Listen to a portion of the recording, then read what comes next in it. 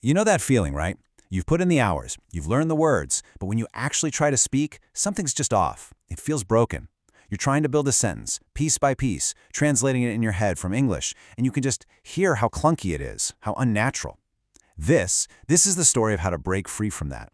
And before we dive in, if you enjoy stories like this one, please follow the channel and share this with someone. It really does help this page grow, and it lets me keep creating more stories just like this for you.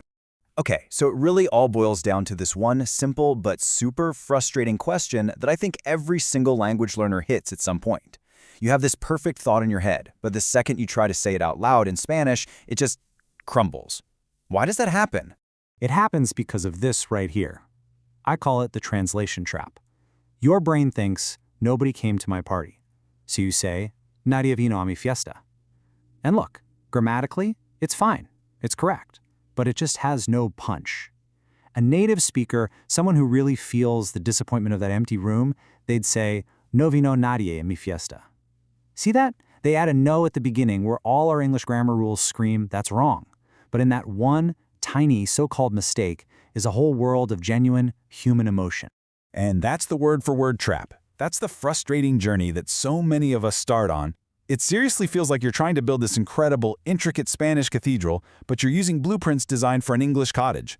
The parts just aren't meant to fit together that way. And that's the moment the light bulb goes off. You realize the real goal was never about cramming more words into your brain. It was about learning an entirely new way to assemble a thought. It's about learning to think in Spanish from the ground up. So, all right, how do you even begin to do that? Well, you start by laying a really solid foundation. You find that first most important key, the simplest, most dependable tool you have for getting a clear idea out of your head and into the world. And that tool is the simple declarative sentence. This is your blueprint. Subject, verb, complement. That's it.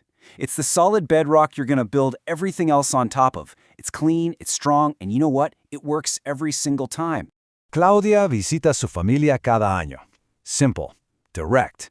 You've stated a fact. You've built your first wall, and it's solid. This is where your confidence really starts to grow. You can communicate a simple truth.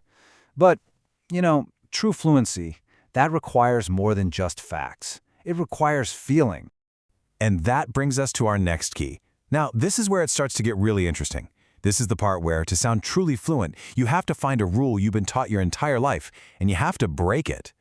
See, in English, we are drilled from day one. Never, ever use a double negative. It's just bad grammar. It makes you sound uneducated. We're told that saying, I don't know nothing, actually means you know something, right? It's hardwired into us to avoid it at all costs. But in Spanish, it's not just okay.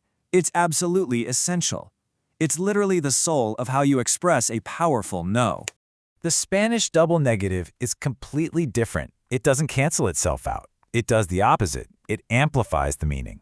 It's like adding a turbocharger to an engine. The no and the nadie, the no and the nobody, they work together to make the feeling stronger, deeper, and way more emphatic. Which brings us back to this. No vino nadie a mi fiesta. You're not just stating the fact that nobody came. With this, you're saying not a single soul showed up. You can feel the emotional weight in that sentence, can't you? You've just unlocked the ability to express not just a fact, but a real human feeling. Okay, so once you realize that some rules are meant to be broken, you start to see the language differently. It's not this rigid set of laws anymore. It's more like a palette of colors. And you learn that you can actually paint with your words, and where you place them can change the entire picture. Just take adjectives. We learn them as these simple, boring labels. But in Spanish, they're not static at all. They're alive.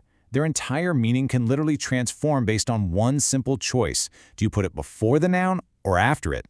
And check this out. This is the magic in action. If you say un chico alto, that just means a tall boy. Simple physical description.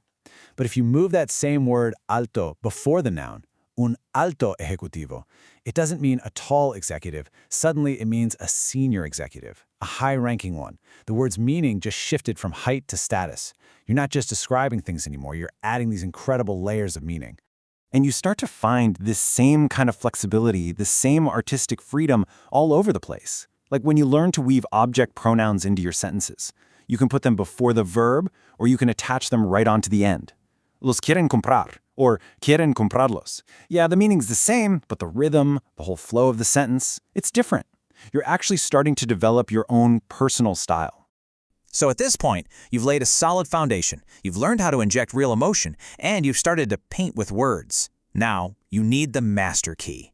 You need that one final tool that lets you connect all these separate ideas into these beautiful, complex, flowing thoughts.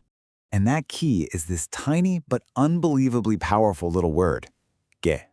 It's the universal connector in Spanish. It's like the thread you use to weave all your simple sentences into a complex tapestry of thought. It's the that, the which, the who that pulls everything together. I mean, with K, you can talk about the laptop that you bought. You can wonder if it's possible that it's going to snow. You can say that something is spicier than something else. All of a sudden, you're not just making simple statements. You're building arguments, you're telling stories, you're connecting ideas. So you keep practicing with these different pieces. You play with them, you combine them in new ways, and then, almost without you even noticing it at first, it just happens. These 6 structures, the simple statement, the powerful negative, the artistic adjective, the flexible object, that master connector que, all of these pieces, they just stop being things you have to actively think about. And that is the big reveal.